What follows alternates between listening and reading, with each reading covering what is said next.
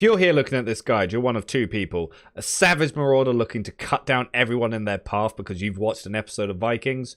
Or you're someone who got told that Hatchet trivializes PvE. And yes, it does. It is a fantastic weapon. Basically, if anyone tells you not to go full Berserker tree, they are trolling and you should never speak to them again. They are lying to you. They are not your friend. The advice you're giving you is bad. On that note, my good friends, let's talk about the Hatchet. Now, the Hatchet has two possible ultimates, the good one and the bad one. So the good one, defy death. When you receive lethal damage, that means you would die, you avoid death, reduced to 50 HP, and gain immortality for 3 seconds, meaning you can't die. Over here, we have persistent hindrance. Successful throwing axe hits extends all Hatchet debuff durations by 30%. Trash. Trash. Just trash. Buff right side of the trash. All trash. So let's look at the three abilities. Thorough Rush, a sprinting melee attack. I don't know why it says sprinting. It's a jump and a double spin. That causes the player to leap forward. Well, yeah, I guess.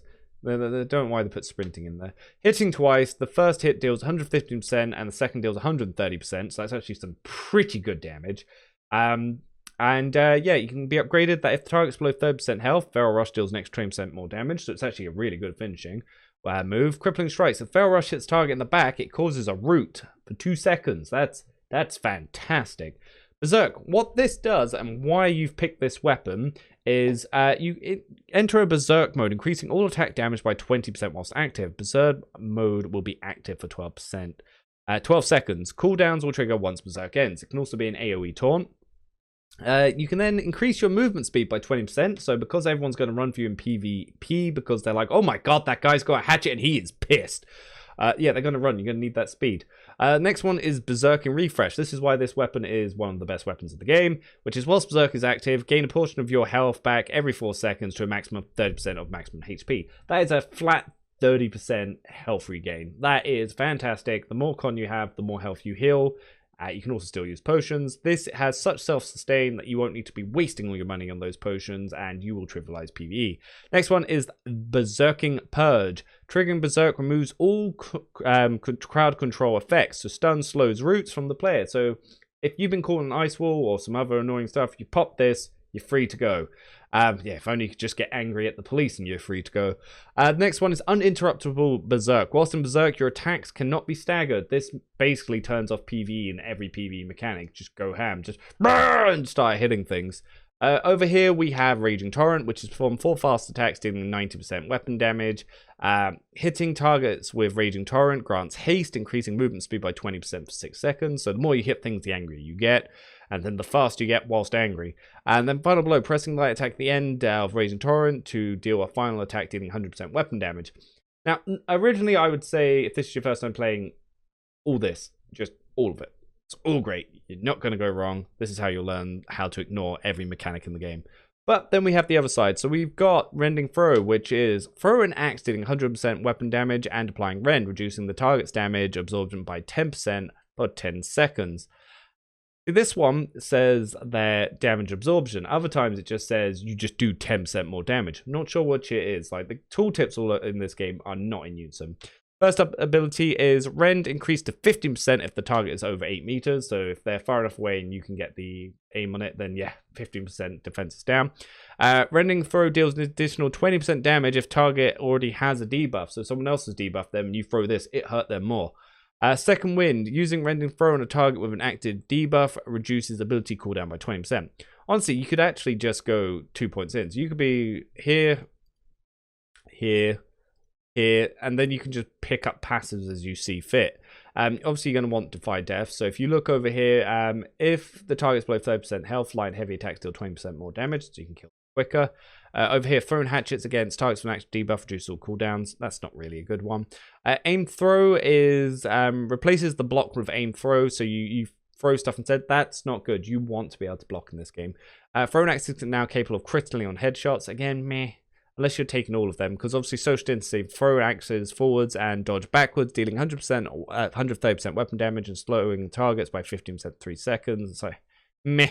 Effective throw. Throw an axe that deals 150% weapon damage and triggers disease and weakens the targets for 5 seconds. I actually believe it's 10 seconds, but increases duration of disease and weaken to 8 seconds if targets below 30% health. Yeah, it says 5 seconds and 8 there, but when I actually tested it in closed beta, it was 10 seconds. And you can get a 3-meter disease AoE on impact that lingers in place for 3 seconds. It's not actually enough to break life staff healing, so it's just not that worth it.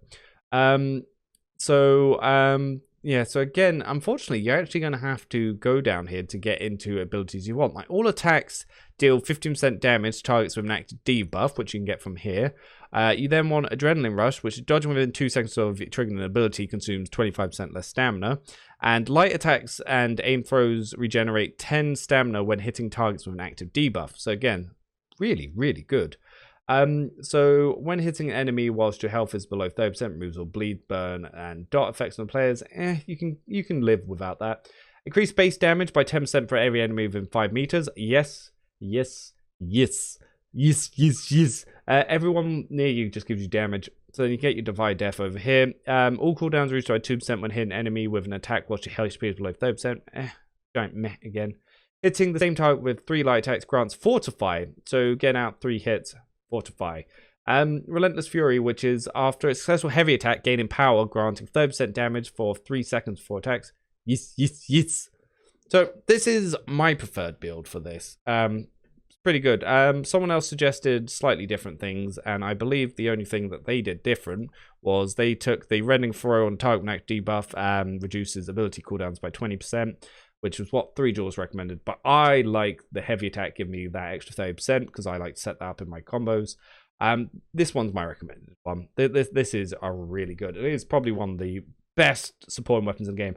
Like, honestly, if you're starting the game, always have this as your first secondary. So you make it as soon as you can, and you just won't need potions. This will carry you through PvE until you can get to a spot where you can level up your other weapons. Highly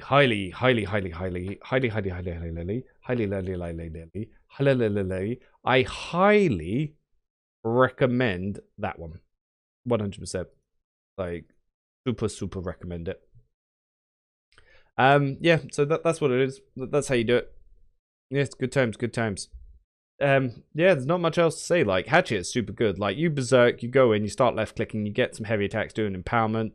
You can get your Rending Throws in there, you can get your Feral Rushes. There are lots of combos you can do with other weapons, such as with a sword. One of the things I like to do is I like to open with Feral Rush to, not Feral Rush, Rending Throw to get the debuff. Then we leap in with the leap on the sword.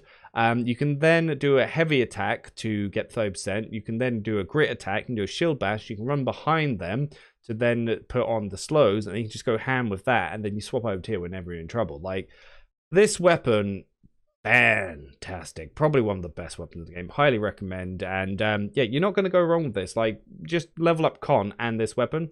Fantastic. Scales with strength primary, dex secondary, so you can use any strength or dex weapon and still get good mileage out of this. And if you're using anything else, you can put amber in it, or you can put a so it's actually really good to go with lifestyle, by the way, because you can put healing down and you can just go left click heavy with this one, or you can even put int gem and do the same, so you've got passive healing. It's one of the 2 almost mandatory leveling weapons, either lifestyle or hatchet is normally what you do until, say, something like Vortigaunt that's in the game. But yeah, that's it. I recommend it. Get your first 50 points, put in Constitution with this. You'll just heal through everything, and then you can start leveling main stat. But yeah, that's it. Revving out. Like, there's not much to say. It's fantastic. Why aren't you using it? Why aren't you using it now? Why aren't you hatchet throwing people this second?